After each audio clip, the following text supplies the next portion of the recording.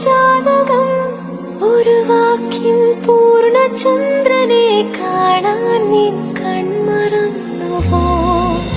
ഒരു തൂവൽ ചില്ല കൊണ്ടു ഞാൻ എഴുതി നിൻ ഭാഗ്യജാതകം ഒരു വാക്കിൽ പൂർണ്ണചന്ദ്രൻ